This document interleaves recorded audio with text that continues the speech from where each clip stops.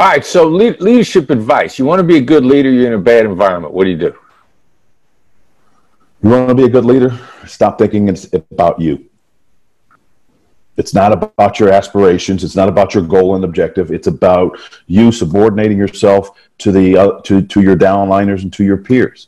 It's about you interacting with your employees with the same level of deference and thoughtfulness that we used to do with kidnappers and hostage takers. That's the bottom line.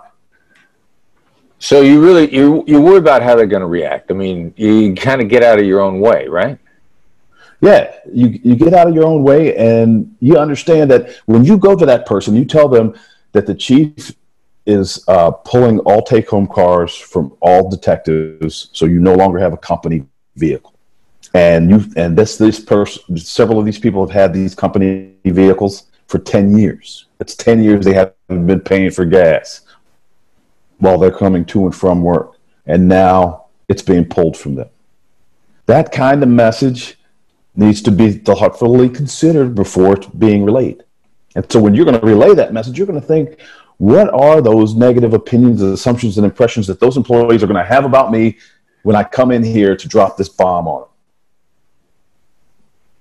Yeah, so it ain't, I'm going through the same thing. I can remember one time when I was with the Bureau just before I left, one of the reasons why I think I was happy I got out when I did, they started cutting travel budget. So we were the only time an FBI agent at that time could fly business class is if you had to be someplace.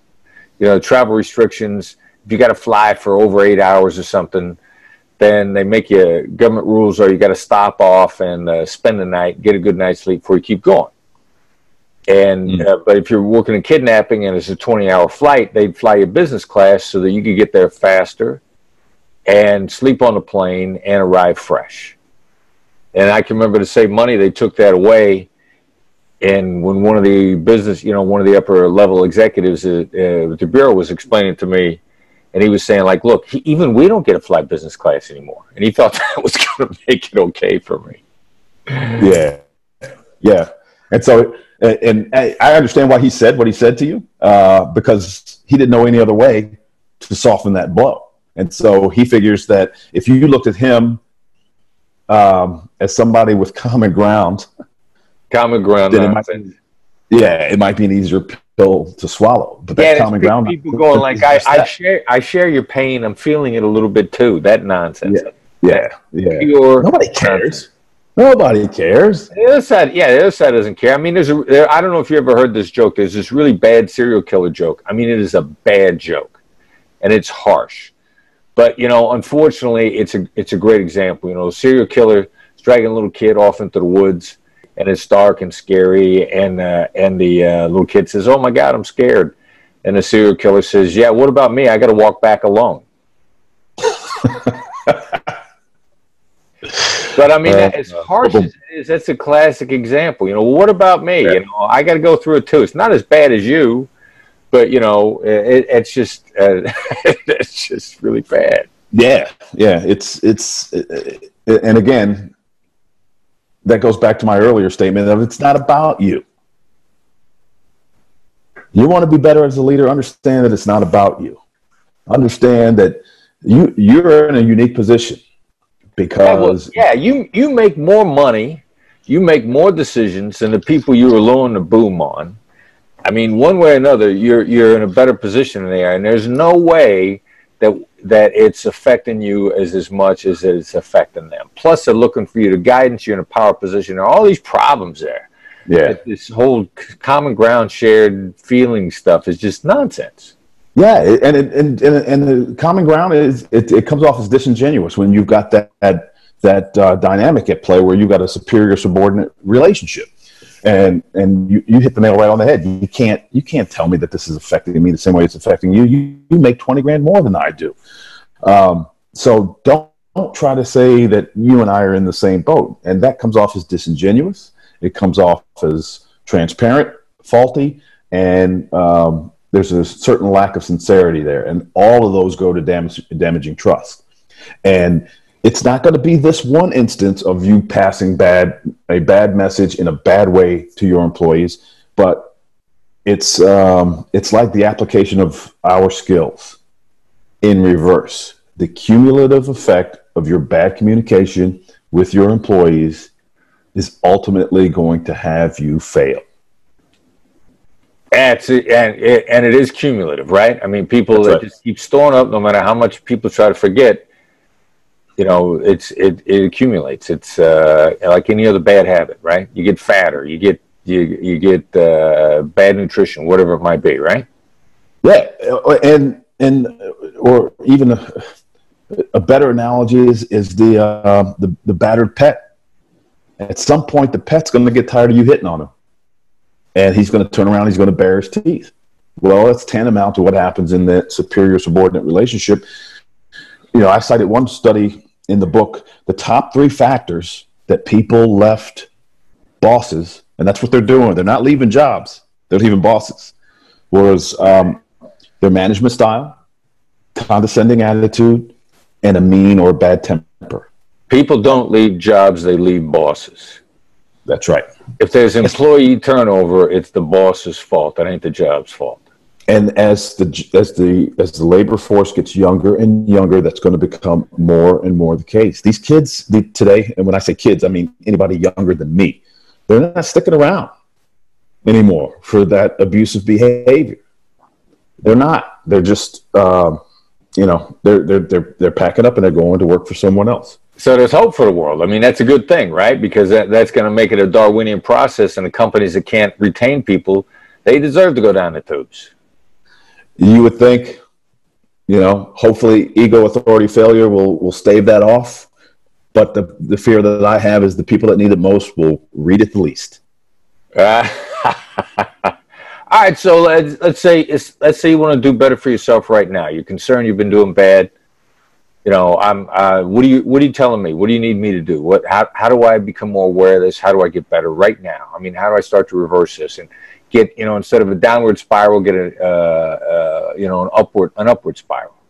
So first, start off with your tone. Everybody that you talk to who's a subordinate knows the dynamic. They know you're the boss. You don't need to let it reflect in your tone. What tone you're using right now? What tone? The tone I'm using right now, the late night FM DJ voice, right? Because and there are going to be times when you're going to be switching in between tones, right? Yeah. When you're talking about the sequencing of delivering your message, right? So when you are beginning to speak with them, you're going to, like you're doing, you've got that half smile on your face. You're going to come across and put them in a more positive frame of mind, take away those negative emotions that they may have. Because I can guarantee you, if you're a boss, Chris, and you send out a calendar invite that we've got a meeting tomorrow afternoon at 3:00, all of us who work for you are going to be like, okay. What's he going to bitch about, right? Something's up, because this is a meeting that he's scheduling within 24 hours. He never does this. There's something going on. Right. And it's a Sunday, and he wants to have this meeting, and it's an all-hands meeting. There's something going on. So automatically, I'm going to be amped up for this meeting. I'm going to be, what did I do? What is it that I didn't do? Right. And I guarantee you, everybody else that works for you is thinking the same thing, right? And so we're going to be coming into this meeting with a certain level of anxiety, because there's uncertainty there. And when the situation is uncertain, people are uncomfortable. And when we're uncomfortable, the one thing we want to do is to get comfortable again as soon as possible. All right. So my job as a boss, try to get them comfortable so they could chill out a little bit. Exactly. Because you've got a message that you want to send, and you want them cognitively nimble enough to hear that message. And there's the issue for leaders, right? Because if you're increasing their anxiety, they've lost their ability to be cognitively nimble. Yeah. They've lost their ability to focus. They've lost their ability to process. And as a result, the negatives that they view you through are going to be clouding their ability to think about and absorb what you're saying. Right. Yeah, all right. So you need them thinking, right? It's important. You got to have them thinking. So what do I do? What do I do? Besides tone of voice, I send out this message. How do I keep them from tossing and turning all night, waiting for the meeting the next day? How do you keep them from tossing and turning, waiting for the meeting the next day? Yeah. So maybe you just don't send the message out at all, or what? Maybe don't send the message. Well, the message should be sent out with probably an accusations audit in the message, the accusations audit where you're labeling that negative beforehand. You know, I know this is going to sound horrible. I know this is going to catch you guys off guard. It's going to make you a little anxious. There's a meeting scheduled tomorrow at 3 p.m. on Zoom, and here's the dial-in instructions. And just leave it at that. Simple. Simple. Yeah. You know, back in my old job, when I was running the team, we assisted with an event, and the primary that we had on the phone is the one that was on the phone. Deal got closed, so to speak, and she did a remarkable job. In fact, it was probably some of the best use of the skills that I had heard in my 20 some odd years of being involved in the discipline. And the powers that be came to me, and they too thought she did a tremendous job. And they said, we want you to write a letter of commendation for her performance. And my response was no. I'm not going to write a letter of commendation just for her, because while she was the focal point of the incident, there was a team of no less than 11 other negotiators who were in the background supporting her in the role of coach, supporting her in the role of intel gatherer, supporting her in the role of scribe or situation board representative. And so it supports the adage, you want to go fast, go by yourself. If you want to go far, go as a team. You're not always going to be able to have a team with you. I understand that. But when you can control it, you should not go into the room. You should not get on the call without at least a wing person to go with you. Invariably, things are going to get by you. If you are the primary negotiator, you're the primary contact with the other side, there are things that are going to be said that you are going to miss. And it's comforting to have someone in the room, someone on the phone with you, someone on that video call to help you. So I'll give you an overview of what it looked like from a H&T, a hostage negotiation team perspective, and you'll be able to see, or at least be exposed to, some of the elements that you can pull out and plug and play with in your next negotiation or difficult conversation. Some of the key terms we're going to talk about: negotiation operations center. You'll hear me refer to it as the NOC, and that is the location from which the primary engages the counterpart, or the location in which that slide is messed up. The location in which the negotiations are being conducted from. The primary negotiator is the sole communicator with the other side. The coach or the secondary negotiator is the direct link to the primary, or between the primary and the rest of the team. Team leader is the person who has overall responsibility for the effort. The scribe takes the notes, and the situation board person collects and posts relevant information. When we talk about a NOC, we're talking about, in the old world, any office or conference room. It doesn't really matter. Any office or conference room, but you want to stand up a NOC when the time calls for it. And right now we're in COVID, so the time is calling for you to set up a NOC. Why wouldn't you?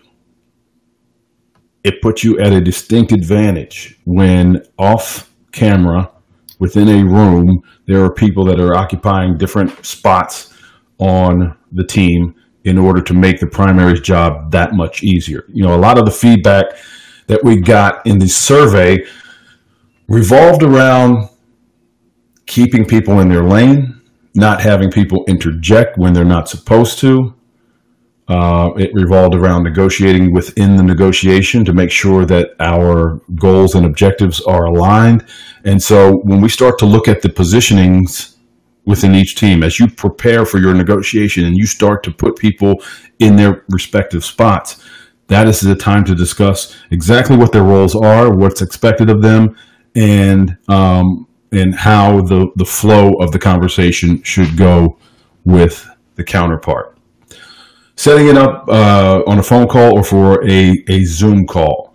Now, will all of you be in the same room when this call is taking place? Probably not in today's climate, because we're scattered all over the place. But that doesn't preclude you from assigning people to this position to these positions if you have the numbers available. So when we start talking about a scribe taking notes, a scribe can be across the country in another room, logged into the call. The situation board person could be in another room in the same building, logged into the call. Now, what's the difference between the person on the sit board providing information and intel when they are remote? There are various methods, or there are various technologies that are out there that can assist you with that. Slack, your standard text message, WhatsApp, whatever the case may be, where you can relay the information. So remotely or in the same room, the rules and the roles rarely change. All right, so your minimum team configuration, Brandon alluded to this earlier. You at least want to go in with one person. We call them the coach. The coach is there to support, direct, and provide encouragement to the primary, who actually has actual voice-to-voice contact with the other side. So specifically, your primary maintains direct contact with the person on the other side of the table. They are there to start that process of tactical empathy. They are there to help diffuse emotions and the negative dynamics associated with the conversation. If you're in a conversation where I want or I need are in your head or in the head of your counterpart, the negative emotions, negative dynamics are going to be present, and the primary is the one person who is going to be used to diffuse those negatives on the other side. They're also there to gather information. There's information that your counterpart has that you're unaware of, and that you will only uncover when you get into a dialogue. So the primary is responsible for remaining genuinely curious. Remaining genuinely curious means he is or she is on a continuous hunt to gather information, to pick up those black swans. And the primary facilitates problem solving and gets us to a resolution or an agreement. The coach monitors, directs, and supports the primary. First and foremost, are they going to remain emotionally neutral? Are they going to not give rise, or are they not going to rise to meet an attack with anger or with an attack themselves? It starts with their voice. It starts with their ability to control their tone. Their volume, their cadence is all very important. And when emotions are high, our inner voice will tend to betray our outer voice. And the coach is there to make sure that the primary basically stays seated when emotions start to get elevated. More importantly, the coach is going to listen for opportunities to label important dynamics that may be missed by the primary. As I mentioned earlier, the primary is so engaged in the conversation, there are things that are going to go by and they are not going to pick up on it. And that's where it is important for the coach to step in. And Brandon, while I'm thinking about it, I want to pass it over to you, because I want you to give a brief snapshot of OMB and how important, you don't have to go into the whole thing, but how important it was for you to act as a coach on that particular negotiation?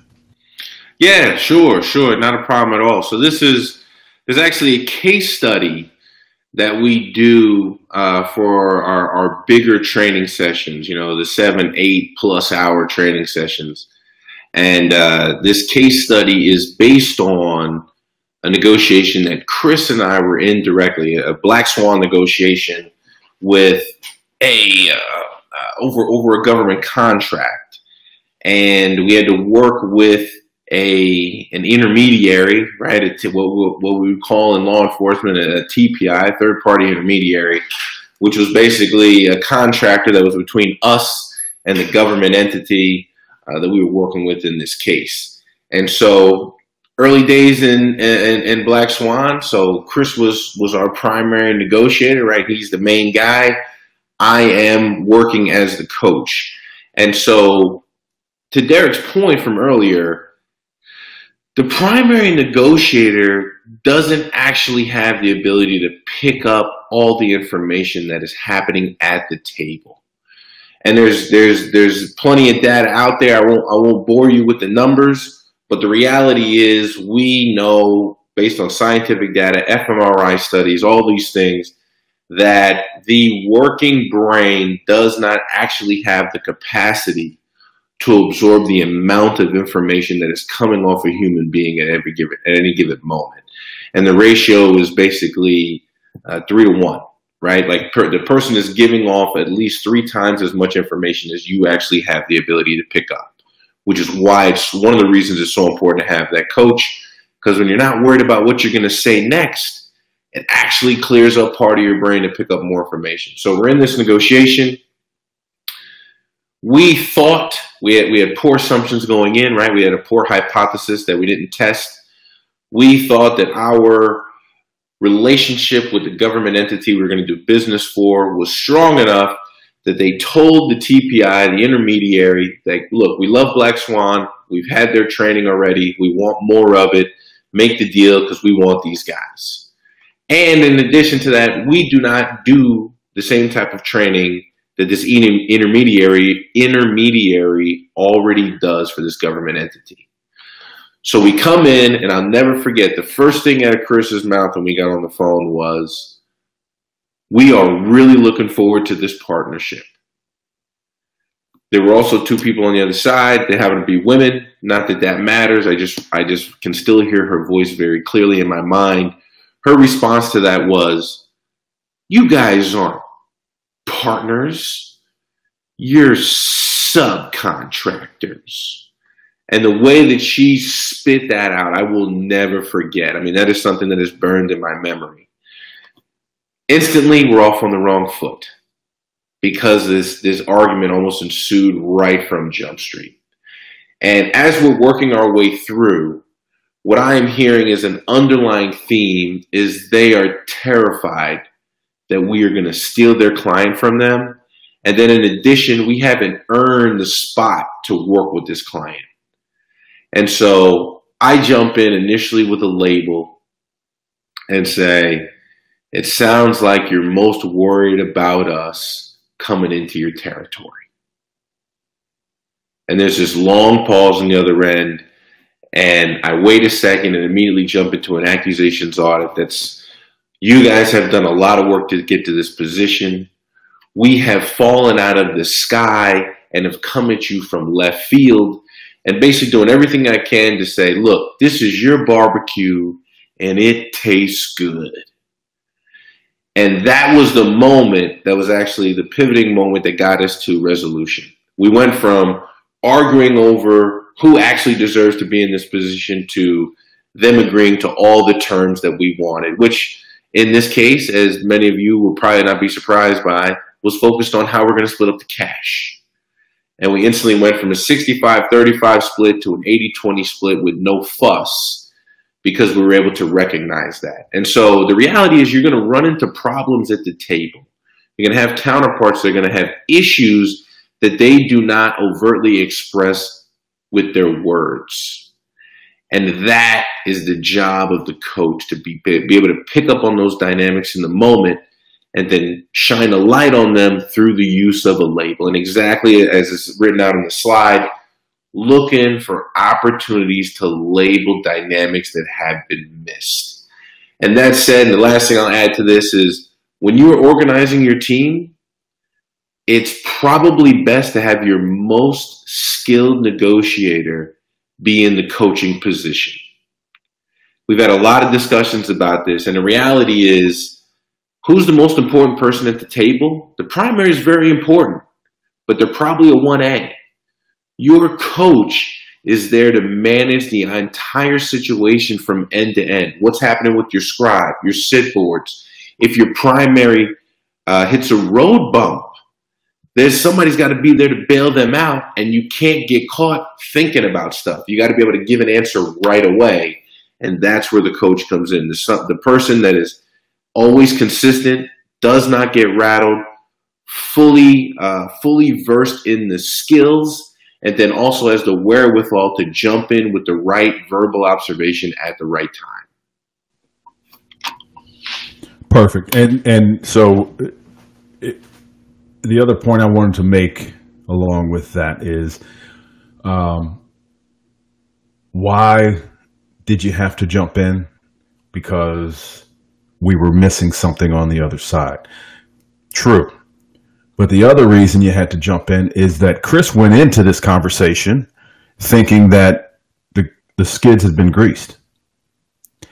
And not only was he caught off guard by the fact that the skids had not been greased, but he was also attacked immediately as the conversation got underway. And those two elements provoked a negative emotional response on Chris's part, one of the most gifted negotiators on the planet. And the negative emotions and dynamics shut him down. It shut him down to the point where he was missing what was being said. And that's where Brandon came in. So don't think that you're versed in the Black Swan skills, and so therefore you're immune to the negative emotions and dynamics that come in as a part of a difficult conversation, because as Chris demonstrated in this case, you are not.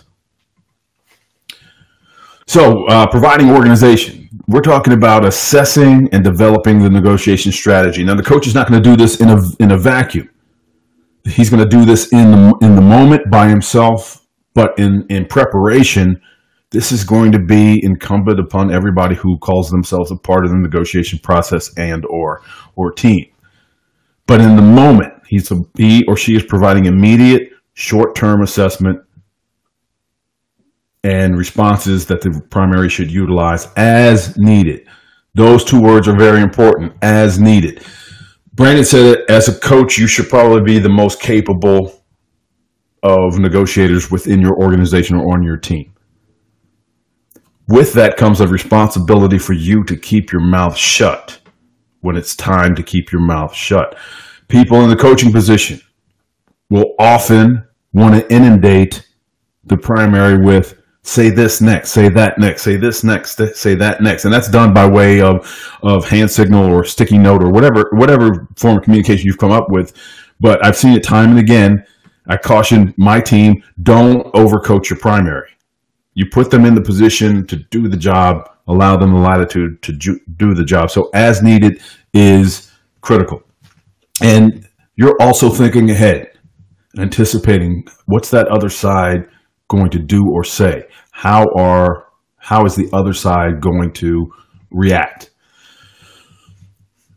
The coach, not in a vacuum, but along with the rest of the team, is responsible for making sure that the primary has been properly prepared before going in. We've got a one sheet on our website. Take advantage of that one sheet. Talk to your primary about anticipated issues. Where are we going to go if this, then that? What are the themes and strategies that we're thinking about utilizing?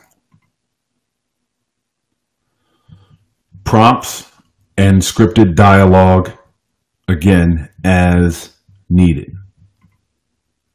Your prompts, your scripted dialogue is going to take place prior to. Your prompts are going to take place in the actual heat of battle, for lack of a better term. And they're responsible for role play. Role playing is a critical importance. It does not make sense for you when you have time to prepare for a call. Sometimes you're thrust into a call that comes out of the blue and you find yourself in the middle of a negotiation with little time to prepare. If you have time to prepare, you should make as a part of that preparation process a role play. Don't let the first time you try to throw a down and out football pass in the Super Bowl. Make sure that you've practiced it over and over again. Your coach will have a good idea as to what the counterpart is like, will have a good idea as to all the negative opinions, assumptions, and impression that the counterpart has about you, and therefore can assume the role of the counterpart pretty good. And so it's important to role play it out. It's important to set your knock up just the way you would as if the actual conversation is going to take place. Rehearse every single role. All of this is going to be new to anybody on your team. So, you're going to have to tell your scribe, this is exactly where I want you to do. This is where you're going to stand so that you are off camera if it's a Zoom call. You're in the wings. And we're going to keep the noise down. And when there's something on that situation board that needs to be addressed, all you're going to do is point to it. And it's the coach's job to understand which one you're pointing to and then relay the information to the primary. And we talked about the emotional control to make sure that the primary stays seated during the course of the conversation. Keep the primary focused on the goal and objective. Continually assess the dynamics between the two parties.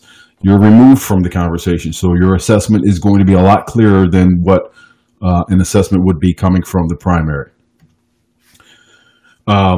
This is of critical importance. Your coach is the primary conduit between the primary and the rest of the team. Stay in your lane. If you are a sit board rep, you're working the sit boards, that is your job. Your job is not to go directly to the primary with information that's relevant. Your job is to get it to the coach or the team leader, and the coach or the team leader will provide it to the primary. All of you guys who are not actually on the call, you're not actually engaged in dialogue, are going to come up with ideas or strategies that you think are important, and you're going to want to insert yourself into the conversation. Understand the impact that has on the primary if they were to have multiple sources of information coming in at them all at the same time. Half of their brain is going to be offline when they're supposed to be engaged with the other side to determine what the true motivations are behind a statement or a question. Half of their brain is offline because they're trying to process incoming information from the outside world. So to keep that funneled in the proper direction, it should go to the coach before it goes to the primary. And how do we do most of our conversations during these negotiations? Hand signals or sticky notes. Joe put in the chat, what if there's a mediator between rooms? And he said tone is gone, correct?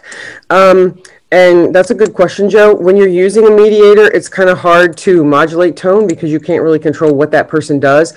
But I can tell you, if you have a good mediator and they're between rooms, however you give them that information, they will probably use a similar tone when they're giving it out. So if you're angry and you give them whatever you're saying in anger, when they take it to the other side, it's going to come across angry because they're going to emulate that tone. One way you can test this is with kids, because when you talk to them, whatever tone you're using, especially if you have young children, pay attention to them when they're by themselves and they're making their little stuffed animals interact or whatever. They will use the exact same tone you use to them when they're talking to other people. So tone does carry through in different ways. So just be careful, no matter who you're talking to, what tone. Yes, Joe. So they would mirror the tone. And usually that does happen, especially if you have a good mediator. And usually those people aren't hired as mediators if they're not going to try and be fair and put things exactly like they're supposed to be. So just be careful. Whatever tone you're using to that person is the tone they're going to carry forward with what they say. It's not an ideal situation because you do lose that bit of control, but you can kind of mold it a little bit by how you put the information out there.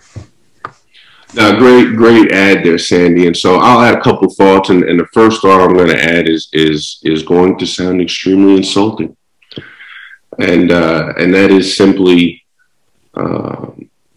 first instinct for me personally, right? I'm asking this more so from a personal side. First instinct is get rid of the mediator. My first negotiation would be to remove the mediator, because the mediator is a sign of our two parties can't come together amicably and work this out. So we need a bouncer between us so that we don't strangle each other in the boardroom together, right? And that's really what a mediator means. And so that's insulting. That's why a mediator's there, because we can't figure out how to get along with each other, so we need somebody to mediate.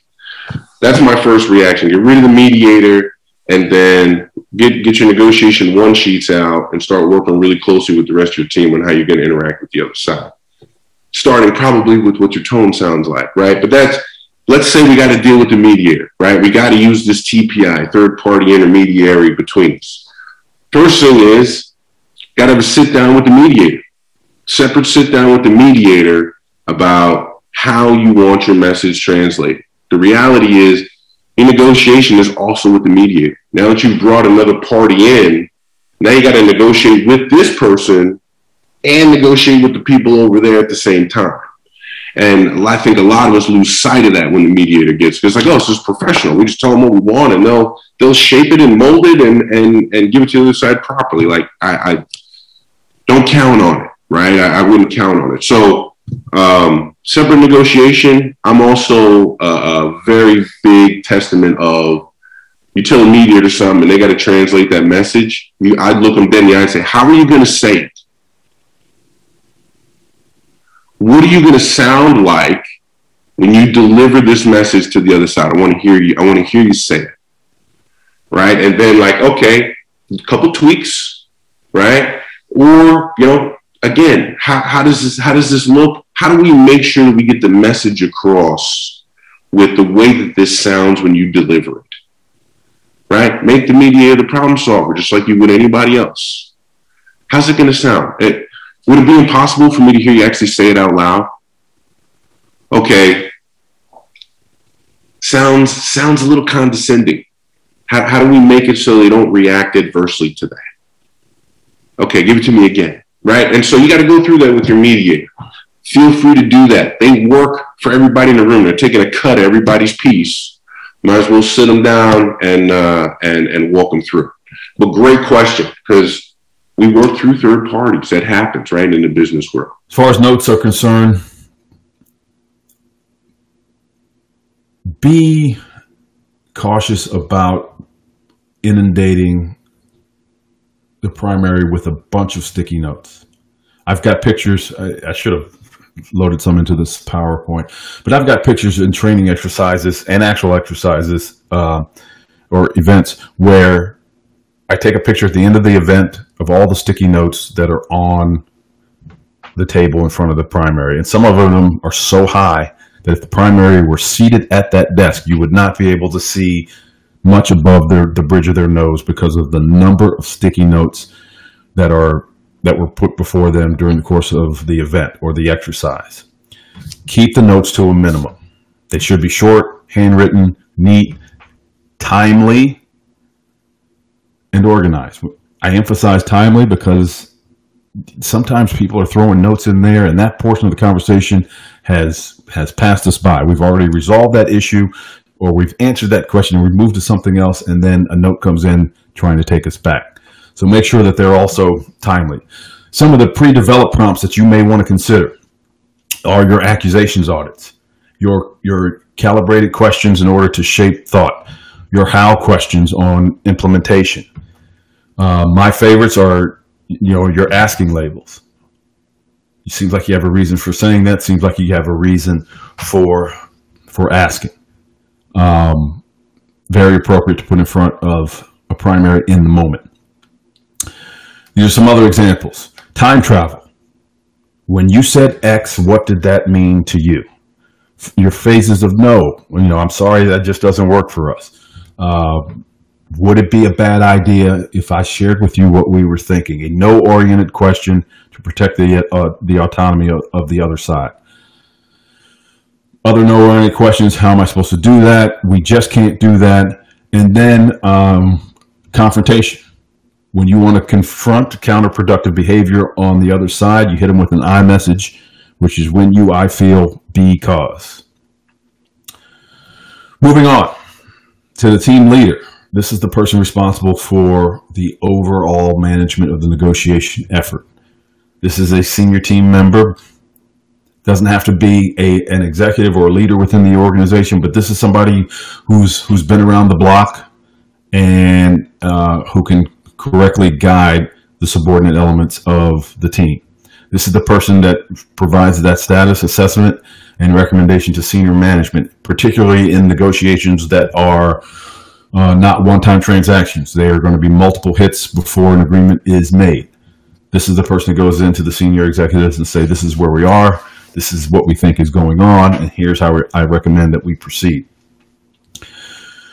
The team leader, when you're together, it's not going to be as important when you're remote, but when you're together, the team leader is responsible for insulating that knock, insulating that primary and coach from unnecessary distractions, keeping the knock as pristine as possible.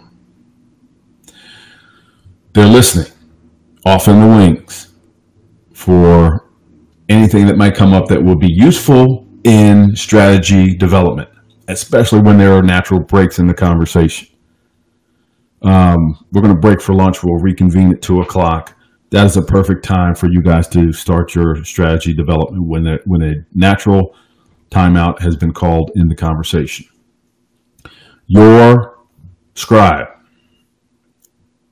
just maintains a record of the dialogue. It does not have to be a verbatim listing of everything that was said, only what's germane, what's important. Keep it short and concise. You know, a simple notation, at 10:05, counterpart said X, our response was Y. And then finally, there's your situation board rep. And this is the person that maintains significant information about the conversation on whiteboards, butcher block paper, dry erase, whatever you want to call it, for team consumption inside of the NOC. Now, in a remote situation, I still recommend you putting up that butcher block, or you're using that white paper or that whiteboard or the clean sheet. But the relayance and conveyance of that information is going to have a little bit of a hiccup in it because you are remote. But again, technology will help to combat that. Now, I've laid out several roles that need to be filled. Real world, you may not have that many people involved, which means the coach is going to be responsible for everything else that is needed. So the coach may be also your sit board guy. The coach may also be your scribe. The coach may also be your team leader. You may get on a Zoom call and establish your NOC, and there's only 2 people in there, the primary and the coach. That's okay. I just wanted you guys to have a snapshot of the roles that you should fill if you have the luxury of the adequate number of personnel. Brandon, before I press through with situation boards, observations, questions, suggestions. Well, my first thought is not. I think you're very much on point, and where we're going with this, excuse me, is cohesiveness on your side starts with team structure. That's the beginning. And so if you don't have team structure in place where everyone stays in their lanes, especially during an interaction, but you're working on something else further down the line and you can't figure out why we're not on the same page, it's because the team structure is not solidified yet. I got to admit, what I'm very encouraged by is several of you have a great team structure in place, it sounds like, just based on some of the comments we're getting in the chat. You've got some designated roles, which is great. And so stick with that. But as far as staying in the lanes, what comes to mind in metaphor, Derek is a former basketball coach, right? You saw the pictures earlier in the presentation of him knelt down talking to one of his players. And so there's a lot of translations to that. First of all, who's likely the most skilled person on that team that Derek was coaching? The reality is it's Derek, because he's passing the knowledge off to the people that have to execute. And so direct translation to the negotiation table. Also, if you're not familiar with basketball, there's point guard, shooting guard, all the way up to center, right? And at the lower levels of basketball, they refer to them as 1 through 5. And so the easiest way to think about it is the shorter you are, the lower your number is, the higher you are, the higher your number is, right? You're tall, you're probably playing a 5, you're a center, or you're a power forward at the 4. And if you're shorter, quick, smart, floor general, you're probably playing the 1 or the point guard. Now, the reality is it's the point guard's job, or it's the number 1's job, to bring the ball up the floor. The center or the 5 does not ever bring the ball up the floor. And so if you got people out of position that are bringing the ball up the floor when it is not their job to do so, you got problems on the team structure. And so really that's where it starts, setting the team in place, because you can't expect people to play their role if they're not fully aware of what that role entails. And so clarity along those lines is always where you got to start. In preparation, and I've seen a couple of recent chats go up, and so this kind of relates to their comment and or question. Now you have a snapshot of what the roles look like. You can play with this any way you want. The more you have, the better. My initial idea was to increase my team number to 15 and split that team in half into an A and B team, so that A would have the first 2 weeks of the month on call, and then B would have the last 2 weeks of the month on call. But the reality is it never really worked out like that, because half of A team was out of town or otherwise incapacitated when a call went out, and I'd wind up borrowing from the B team. And now, or when I left and the call went out, everybody who was available were mandated to respond. And did I get all 15 people there? There were 1 or 2 occasions when I got the entire team there, entire 15 people, and all 15 of those people were put to work, because it just makes everything that much easier. There's something to be said about the more the merrier. Now, preparing people for these positions is going to take some training. It's going to take some pre-dialogue discussion, and particular importance has to be put on this is how the conversation is going to unfold. Your team leadership has to establish a chain of command when it comes to getting information to the primary, because if multiple people are talking on the phone call, the chances that you have divergent messages is great. And all of a sudden, I jump into the phone call to save the day, and it's not where Brandon intended to go. And now I've created a fissure, if you will, on our side of the table. Now it looks like not everybody is in accord, not everybody is in agreement, and it puts us at a disadvantage. Certainly, if for no other reason than the optics are bad. So, pre-dialogue, set the stage. This is how we're going to execute. Scribe, this is your lane. This is all you're permitted to do. You want to convey something to Brandon, do it during one of the timeouts, get a note to the team leader, who can then get it to Isaac, who will then, if it is appropriate, get it to Brandon. And be steadfast. As Isaac said, be disciplined in how you convey the message and how the accountability factor. How are you going to hold these people accountable? Now, this challenge involves a negotiation within the negotiation, or a negotiation prior to the negotiation.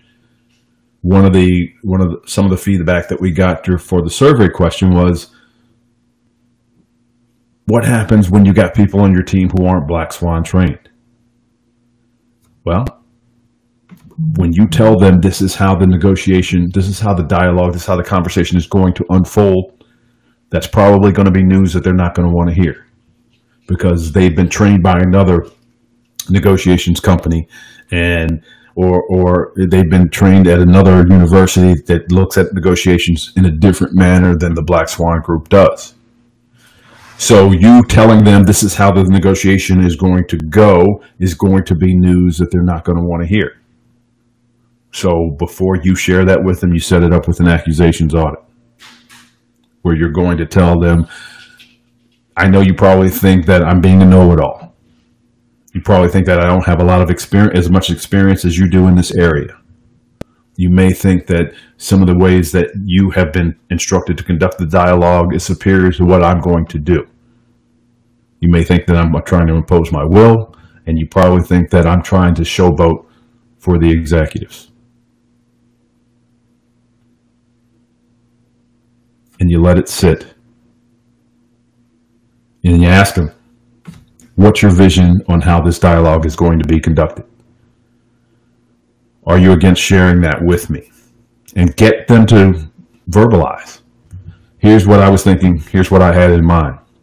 You label, mirror, paraphrase those positive things, those things that support where you want the conversation to go, that support your position. And then, to reinforce them, of course, and then no oriented question. Are you against me sharing with you what our vision is, what my vision is?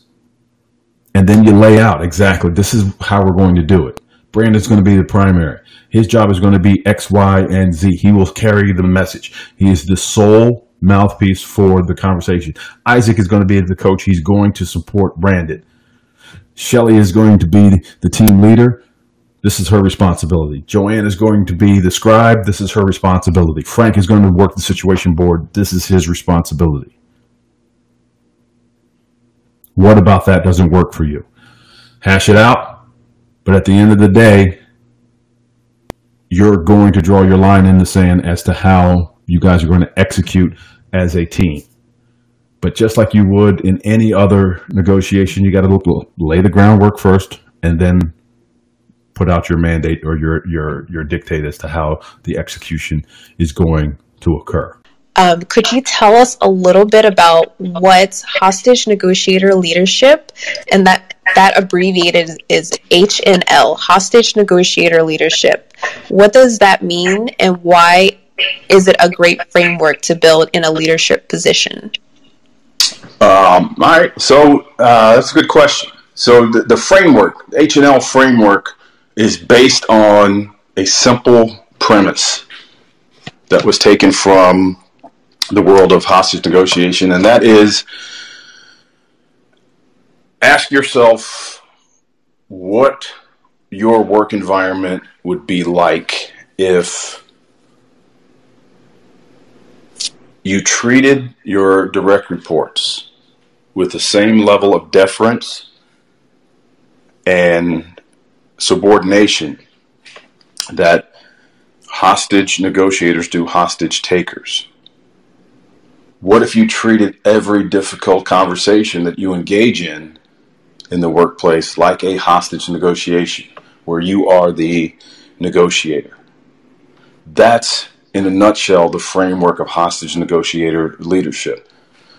You have a responsibility to the organization, and sometimes that responsibility to the organization trumps your responsibility to your direct reports. And in hostage negotiator leadership, we're always focused on what the impact is going to be when I make my ask. What is the impact going to be when I have the conversation prior to making my ask? How is that going to impact the other person? What negative emotions and dynamics are going to be produced as a result of the difficult conversation? That is the way that we manage all of our hostage negotiations. Our ultimate goal as hostage negotiators is to get the people out. get the bad guy to release the hostages and then ultimately surrender himself or herself. Now, we know that's our goal going in, but we never lead with that goal on the initial conversation with the hostage taker. That goal, that objective is subordinate to what is going on with them. In other words, what's their frame of reference? What is their view of the world? What negative opinions, assumptions, or impressions are they going to have about the message that I'm going to relay to them? And how can I best mitigate those negatives? Because the mitigation of those negatives is your first step at employing tactical empathy. And that's what's missing in a lot of our professional or corporate workspaces, is a healthy dose of tactical empathy, understanding that it's not about you, understanding it's not about your goal, it's not about your objective, your case in chief, your ask, at least for the first 75-80% of the conversation. It's about the other side. And so hostage negotiator leadership relies heavily on tactical empathy, primarily because of the power that it has when it comes to reciprocity. As a manager, as a boss, if you display that level of tactical empathy first, you will generate more collaborative responses from your team. And that's what we're ultimately trying to do. Create an environment where the team members are doing something that you're asking them to do, not because you ask them to do it, but because they want to. Because at the end of the day, anybody anywhere on the planet would do anything for you if they trust you. If they trust you have their best interests at heart. And so that's the environment that we're trying to create in the workspace. And that goes back to my earlier question: how much better would your workspace be if you were to conduct yourself just like that, as a hostage negotiator dealing with a hostage taker? Absolutely. That was a great explanation. And regarding the hostage negotiator leadership framework, Henrik, you can unmute your mic and ask your question to Derek.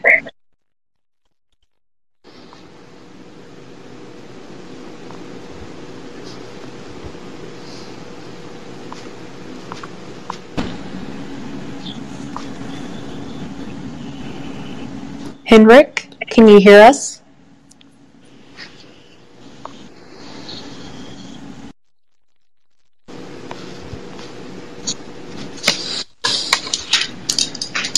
Looks like you might have some technical issues. Could you unmute your mic, Henrik? Let's try it again.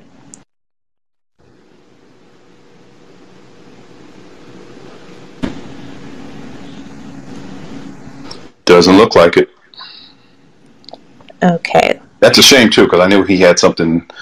Henrik always comes in hot with the questions. He always comes in hot with the questions. Well, let me see if I can read it. Give me 1 second. Henrik says, "Hi, Derek. Great to be here listening to you. I have a question regarding how to integrate H&L in a specific case." Let's try it again, Henrik. Can you unmute your mic? Let's see.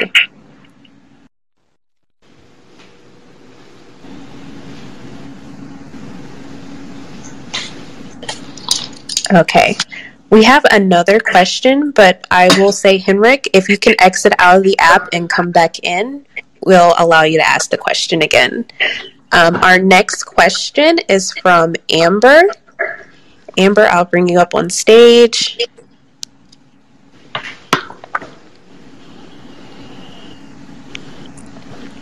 Perfect. Amber, could you unmute your mic and you can ask Derek a question?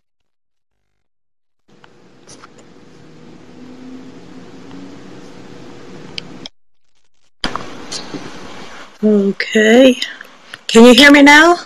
We can. Is my internet connection? Okay, my internet connection is a bit slow. I have a question from a friend who's asking, how to deal with assertives who are giving out orders, immediately taking charge when they first meet. Practically, they immediately start ordering them around. And it's one of those classical situations where you think of all of the great things you could have said only long afterwards. How to deal with people who assume control, take charge of the encounter. Practically, it's kind of like a pretty overt bullying situation, let's say. Avoiding meetings with people is not always possible. With these kind of people is not always possible, especially in a work environment. So how do you, like we've been referring to ego authority failure, how do you handle a situation like that? All right, so let me ask you a question before I answer, Amber, and that is, when you are subjected to that kind of behavior, what does that do for you? Emotionally, internally, cognitively, what does that do for you? Okay, knowing this person, it probably causes her to freeze. Me personally, when people do that to me, it depends on the situation. It can either trigger an angry response, or else I personally go into deferential mode. I switch on my customer service hat. It's not always the case, of course. Mm-hmm. However, this person in particular is often bullied at work like this, and has been trying to deal with the situation best they can. They just don't have many techniques down. Yeah, understood. So the first thing that I would recommend that you share with them is, we're always, with the Black Swan method, we're always on the hunt for the motivating factors. What's driving the behavior? We get so wrapped around the axle that this person comes in and throws their weight around and gets bullied and takes over the show on every project that they get involved in, and how that makes us feel, that we don't look at what the driving motivation is behind the behavior. For every behavior, for every statement, for every question, there is a reason behind it. And your challenge, your friend's challenge, is going to be, how do I uncover what that real reason is? Part of that is going to be intuitive. Part of that you're going to pick up simply because your gut is telling you. If you're willing to listen, that's where most people fail, is that they're unwilling to listen to their subconscious. Your brain is a powerful supercomputer. They've been trying to duplicate the computing process of the brain in desktop and laptop computers for decades, and they cannot do it. Your brain, your conscious brain processes probably 40 bits of information per second. Your subconscious brain, i.e. your intuition, your gut, processes 20 million bits of information per second. There's a lot of data coming at you from the other side that's going to scream at you what's going on with them. That's where your frame of mind needs to be, is determining what is motivating the behavior. The bullying is incidental. The taking over of the conversations and being very aggressive is incidental. There's something that's driving that. And so, I know you're a third party in this conversation, but I want you to use your supercomputer, Amber, and tell me, when you're subjected to the person that's coming at you with both barrels, and they're being aggressive, they're being bullying, they're bullying you, they're trying to push you around the room, assert their authority, impose their will, what do you think is going on with them internally? They probably feel threatened. They probably trying to take over control, because they see like they're afraid that you will maybe outshine them or something of the sort. Like, especially if it's a situation where it's a boss dealing with a millennial, like an older boss dealing with millennials, for example. That's one thing I've noticed. Very often these people, they have a very little self-esteem, and they see the other person as, like the other day with Sandy, we're talking about the body posture. Probably am I talking right now because I'm crouched over again, I'm coming across as much weaker than what I actually am if I would assume the proper body posture. So there's a lot of that in the mix. All right. All of that, I never said that I was worried about being outshined. I never said that I was worried about having something taken from me. But those are all signals that you picked up based on this scenario as presented. That is your subconscious brain telling you this is the data that I'm picking up from the other side. What is the best way to manage that person in that situation is to identify and verbalize what you just told me. They're being threatened. Fear of loss is the single biggest driver of human decision making and behavior. What you just described for me was a fear of loss on the part of the person who is acting out in the fashion that you described. They're afraid of being outshined. They're afraid that the boss is going to take favor over someone else's idea as opposed to theirs. And that is a loss of face, self-esteem, respect. And that is what's generating that. So the sooner that you, for example, use a label to identify that for the other person, the further along the path of mitigating that counterproductive behavior you go. Because even the aggressive bully who just can't seem to keep their mouth shut and seems to take over every team meeting that you have, they're telling you by the behavior that you don't get it. And the sooner that you demonstrate for them that you indeed do get it, the better off both of you are going to be, and the chances of you correcting, air quotes, that behavior becomes possible. Because it doesn't matter where they fall on the spectrum, assertive, analyst, or accommodator, everybody wants someone else to understand what they're going through. And this is good for all of you when you're talking about counterproductive behavior, persistent counterproductive behavior, because that's what was just described to me, because you said this happens often to this particular person. That is the counterpart jumping up and down screaming that you're not getting something. So when you're faced with any type of counterproductive behavior that's persistent, whether it's taking over meetings, being a bully, speaking with you aggressively, your challenge is to find out where it's coming from. And counterproductive behavior, the likes of which I just described, is done primarily for three reasons. You're missing something, that's reason number one. You're failing to be sensitive to something that's important to them. Reason number two, they're under tremendous pressure from somewhere on their side of the table, and you've failed to acknowledge it. Or they're doing it because they're trying to manipulate you or get over on you. You have to stay in the moment to figure out which one of those three it is. Because if it's the first two, nothing is going to get better until you address those negatives as they see it. If it's the third, if they're trying to manipulate, there's nothing in our playbook that says that you need to be victimized by manipulation. And so with persistent counterproductive behavior, you need to address it, because the longer that you let it go,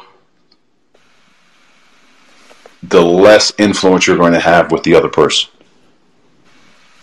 In other words, if I repeatedly smack you in the face with a brick every time that we talk, I'm going to think to myself, Amber's just going to sit there and take it, so I'm going to continue to do it. And every time that I'm able to do it, your ability to influence me becomes less and less and less until the relationship just spirals out of control. Is that helpful, Amber? Extremely helpful. Thank you very, very much. And Sandy, what do you have to offer to our ladies in the audience today as far as executing late night FM DJ? What should they be aware of?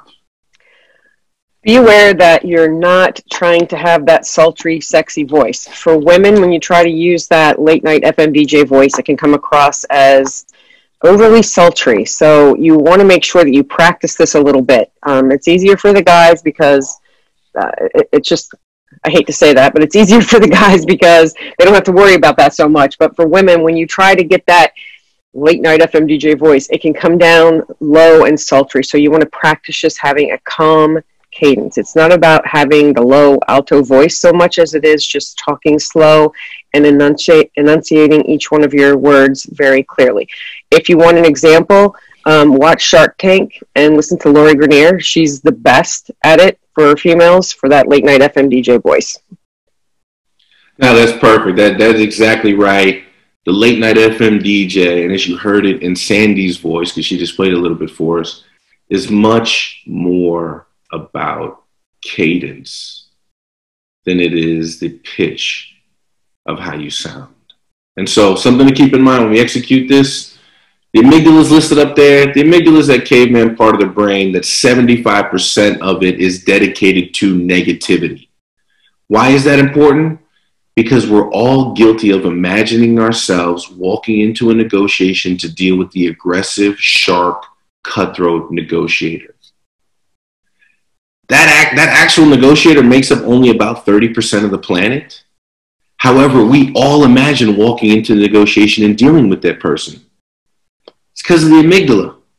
And so if you know people have a tendency to imagine they're getting ready to walk into a buzzsaw every time they walk into a negotiation, and you want to walk in and show confidence through an aggressive tone of voice, we want to walk in and show that confidence, right, with our business tone, we're feeding into that buzzsaw. And so, right, the amygdala is always present. It's always working. It always drives us towards negativity because if we're negative about stuff, we'll survive. If we're worried we might get burned, we won't get burned because we'll stay away from it. If we're worried we're going to get our head chopped off in a negotiation by a cutthroat, guess what? That's what we're going to avoid at all costs, and we'll be in a defensive posture the whole time. And so do we want to be the cause of that as well? Probably not. And so how do we show power in our voice? Power actually comes from deference and curiosity. The C in caviar stands for curiosity. Go into every negotiation assuming you have something to learn. We all are guilty of walking into a negotiation assuming we have something to teach our counterparts. That is what causes debate, argument, and leads to impasse. When we come from a place of genuine curiosity, trying to understand and executing tactical empathy to get there, that's what gets us to the place where we're no longer splitting the difference at the end of our deals. And so keep that genuinely curious mindset.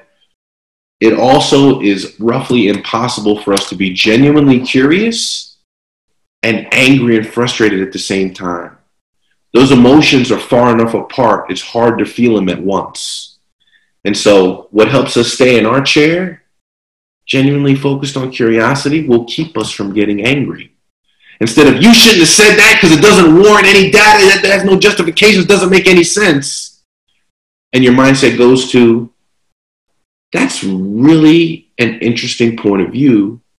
I wonder what would make you say something like that. You will perform better as a result.